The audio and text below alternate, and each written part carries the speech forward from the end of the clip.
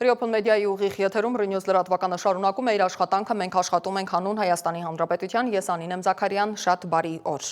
Մայրաթորի դիվանապետ Արշակ arքեպիսկոպոս Խաչատրյանը մամուլի ասուլիս է հրավիրել եւ հայտարարել, որ որևէ առնչություն չունի համացանցում տարածված եւ իրեն վերագրվող տեսանյութերի հետ։ Ըստ նրա տեսանյութը կեղծիք է եւ սուտ, անդրադառնալով եպիսկոպոսների հայտարարությանը, որտեղ նրան կոչ են անում Գարեգին վեհափարին հանգստի անցնել, անկախ գործոններից դավաճանություն է։ Եկեղեցու շուրջ զարգացում են արձանագրվել նաև հանգստյան օրերին, շաբաթ օրը հայոց առաջին լուսավորիչներ Սուրբ Թադեոս եւ Սուրբ Բարդուղիմեոս առաքյալների տոնին մայր տաճարում Սուրբ Պատարագին Դանիել եպիսկոպոսն ահազանգել է, որ եկեղեցին ներսից վիրավորված է, իսկ դրսից ճնշումների տակ։ Պետությունը մեղադրում է եկեղեցին պաշտպանվում, ժողովուրդն էլ հայտնվել է կասկածների փոթորկի մեջ, որոնք փչում են ամեն կողմից։ Նման իրավիճակում խիստ մեծ զգայթակղություն կա, որ ժողովուրդը տրոհվելով կվերածվի խմբավորումների, իսկ Կիրակի Սուրբ Սարգիս եկեղեցում մատուցված պատարագին, որին մասնակցել է Նիկոլ Փաշինյանը եւ այլ պաշտոնյաներ, միջադեպ է գրանցվել։ Բոլոր մանրամասներն իմ գործընկեր Մերի Դանիելյանի ռեպորտաժում։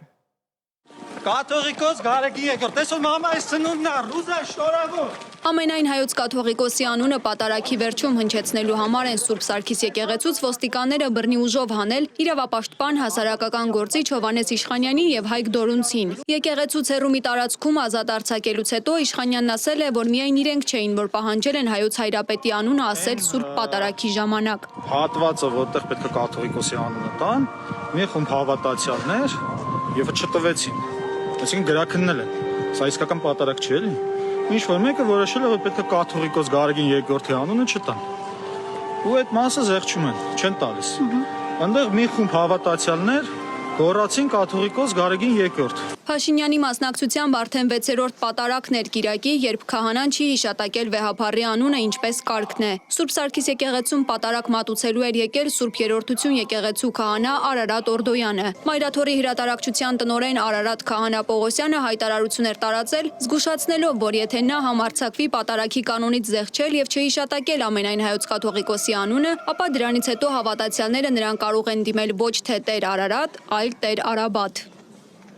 Կիրակի օրը նոյեմբերի 30-ին Վերջին 1.5 ամսում վարչապետը ամեն շաբաթ տեսանյութով հայտարարում է, թե որ եկեղեցում է մասնակցելու Կիրակնօրյա պատարագին։ Սա առաջին անգամ է, որ ոչ թե մարզերի, այլ Երևանի եկեղեցիներից մեկում է գնում պատարագի։ Այս անգամ Սուրբ Սարգիս էր գնացել նաև մեր ձևով շարժման համակարգող Նարեկ Կարապետյանը։ Ավելի վաղ նա հայտնել էր, որ արդեն 15 տարի այդ եկեղեցում է պատարագի մասնակցում եւ Փաշինյանի պատճառով արարողությունը բաց չի թողնելու։ Իդեպ հենց այստեղ է Արարատյան թեմի առաջնորդ Նավասարդ Կճոյանի նստավայրը։ Նա եւ 7 այլ բարձրաստիճան հոգեվորականներ նախորդ շաբաթ գնացել էին Փաշինյանի հետ հանդիպման։ Հենց այս նույն օրն էր, որ տարածվեց եպիսկոպոսների ու արքեպիսկոպոսների ստորագրությամբ հայտարարությունը, որով վեհափար հայրապետից պահանջում էին, որ Արշակ Սրբազանը լքի Մայրաթոռը։ Երկար լռությունից հետո այսօր Արշակ arքեպիսկոպոս Խաչատրյանը մամուլի ասուլիս է հրավիրել իր շուրջ ընթացող զարգացումները պարզաբանելու համար։ Սրբազանը հերքել է իր առնչությունը համացանցում տարածված ինտիմ տեսանյութերի հետ, թեև քննչական կոմիտեն քրեական վարույթ էր հարուցել եւ հաստատել տեսանյութերի իսկությունը։ Ես ասել եմ, որ ես բազմաթիվ մեղքեր եմ գործել,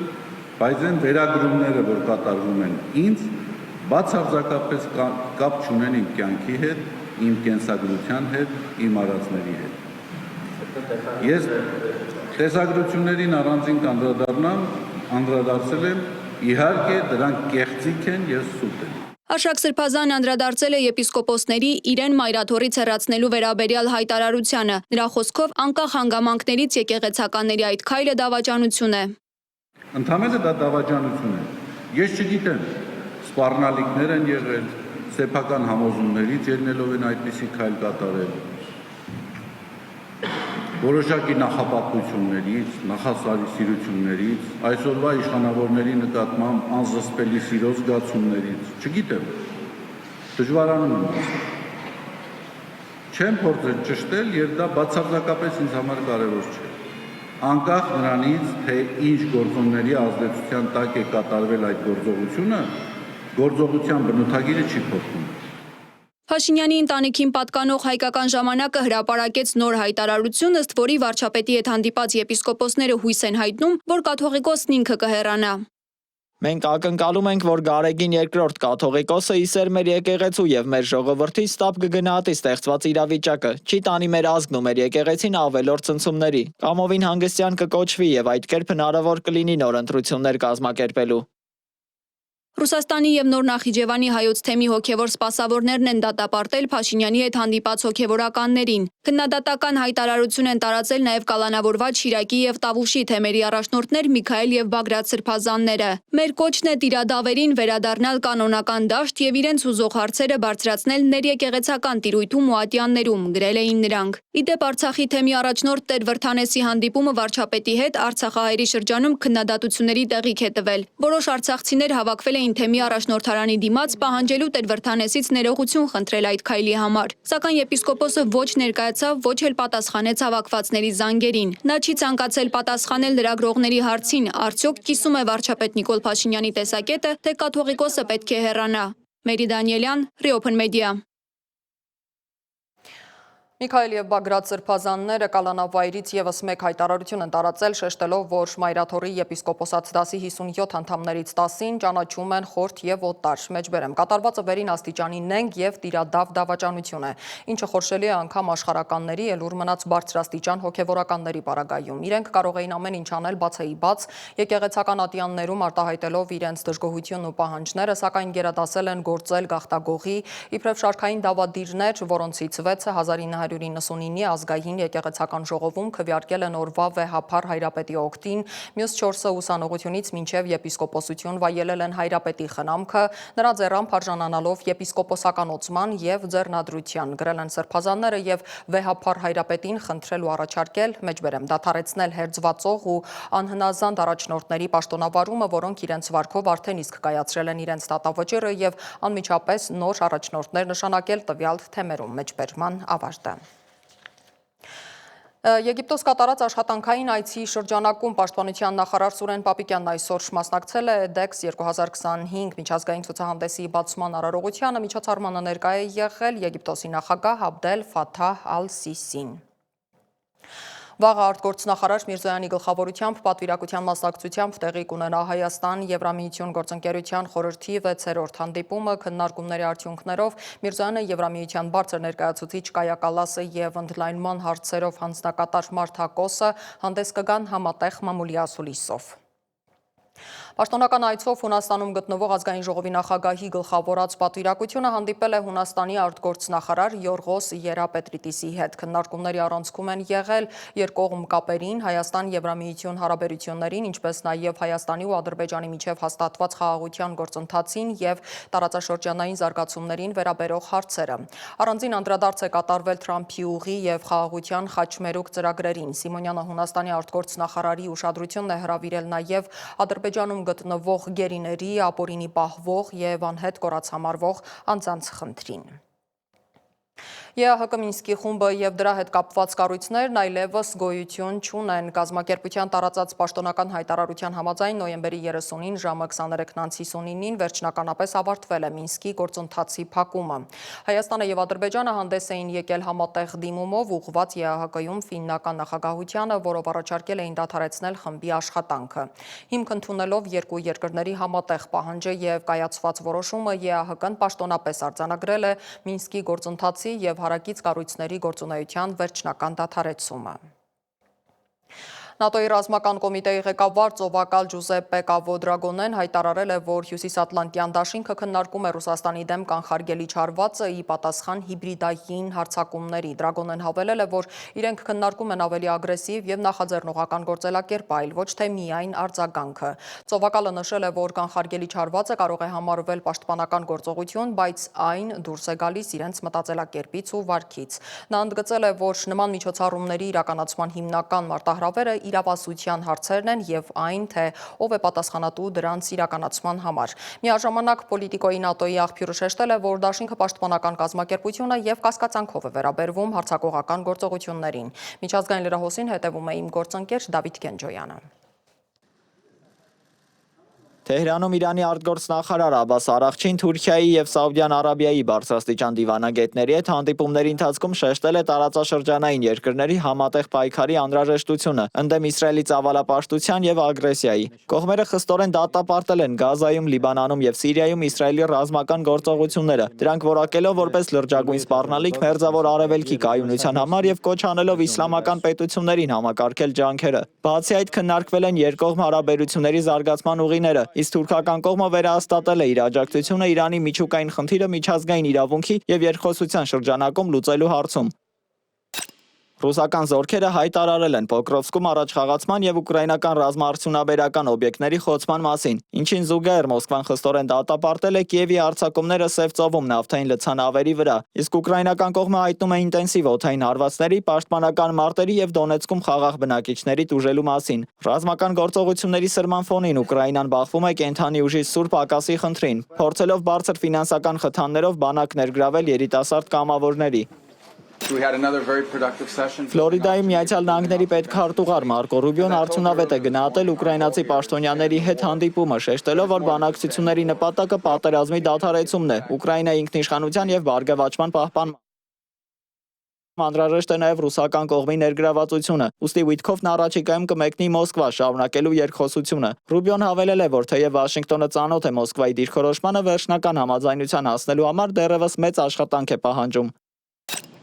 Դոնալդ Թրամփը հաստատել է Վենեսուելայի ղեկավար Նիկոլաս Մադուրոյի հետ հեռախոսազրույցի փաստը, սակայն հրաժարվել է մանրամասնելուց։ Զուգահեռաբար սպառնալից հայտարարություններ անելով Վենեսուելայի օդային տարածքի հնարավոր ամբողջական շրջափակման վերաբերյալ։ Այս քաղաքական եւ տնտեսական ճնշումների ֆոնին Մադուրոն հայտարարել է, որ Վենեսուելան չի ընկրկել ամերիկյան պատժամիջոցների առջև, որպես ապացույց նշելով սուրճի արտադրության զգալի աճն ու արտահանման աշխարհագրության ընդլայնումը։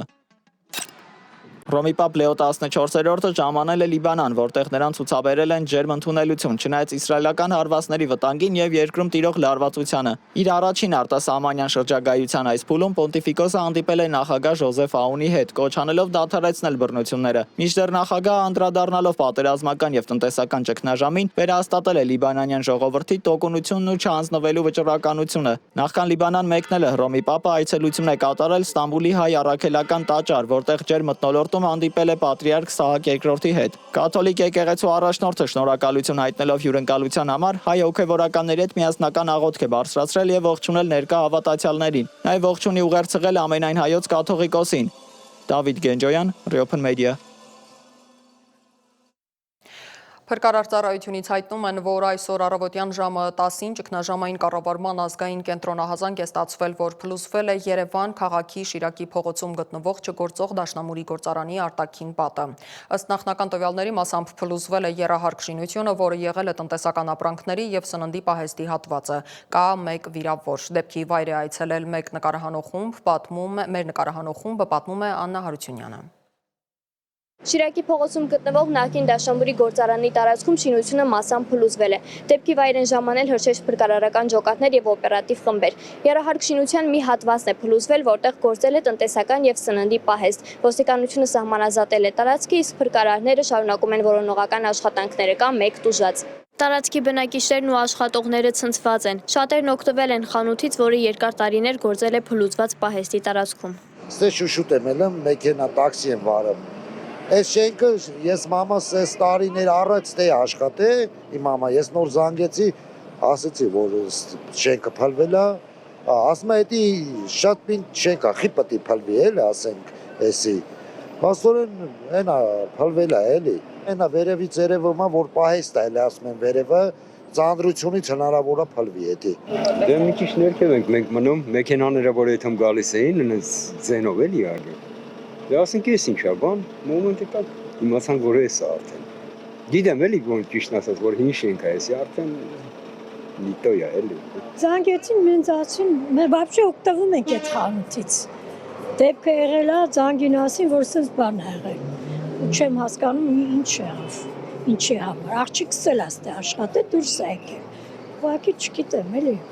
Մենակ Աստված գիտի ինչ է եղել։ Փլուզման պատճառները դեռևս քննվում են, սակայն տեղում արդեն պարզվել է, որ միջադեպը գազի արտահոսքի հետ կապ չունի, քանի որ տարածքում երկար ժամանակ գազամատակարարում չի եղել։ Բնակիչներից մեկը մեծ հետ զրույցում ասաց, որ իր կարծիքով փլուզման պատճառը խոնավ եւ տասնամյակներով նորոգում չտեսած պատերն են եղել։ Տեղում փրկարարները հրաժարվեցին պատասխանել մեր հարցերին։ Ներքին գործերի նախարարությունը փլուզման վերաբերյալ նոր տեղեկություն չի հրապարակել։ Մինչ փրկարարները շարունակում են որոնումները, քննությունը պետք է պարզի փլուզման հստակ պատճառները, որը մեկ անգամ եւս հիշեցրեց մայրաքաղաքում հին եւ լքված շենքերի խնդիրը։ 1962 թվականին հիմնադրված Դաշնամուրի գործարանը ժամանակին եղել է կարևոր արտադրական կենտրոն, որտեղ թողարկվել են կռունկ էլեկտրական կիթառներ եւ Կոմիտաս, Անուշ, Սևան, Երևան մագնիշի դաշնամուրներ։ Արտադրանքն արտահանվել է ամբողջ խորհրդային միությունով մեկ, ինչպես նաեւ Հունաստան, Լեհաստան, Հոլանդիա եւ Գերմանիա։ Աննա Հարությունյան, Գևորգ Սյանոսյան, Reopen Media։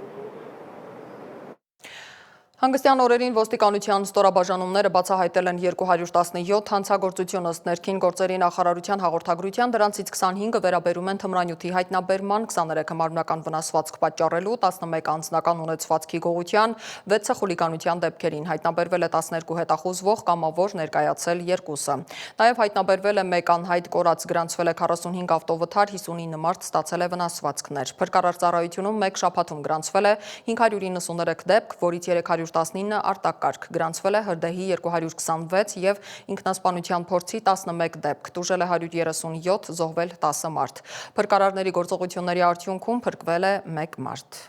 Ներքին գործերի նախարարության կարգապահական հանձնաժողովի հերթական նիստում ազդարարվել է, որ փաստական հանգամանքները վերլուծելուց հետո աշխատանքից ազատվել է 4 ոստիկան, 2 ոստիկանի նկատմամբ կիրառվել է խիստ նկատողություն, ևս 2 ծառայողի մասով քննարկումը հետաձգվել է։ Նիստը վարող գերատեսչության գլխավոր քարտուղար Արա Ֆիդանյանը նշել է, որ համակարգում կարգապահության և բարևարկության խախտումներին արձագանքելու գործընթացի հրապարակայնությունը ներքին գործերի նախարարության որդեգրած սկզբունքներից է։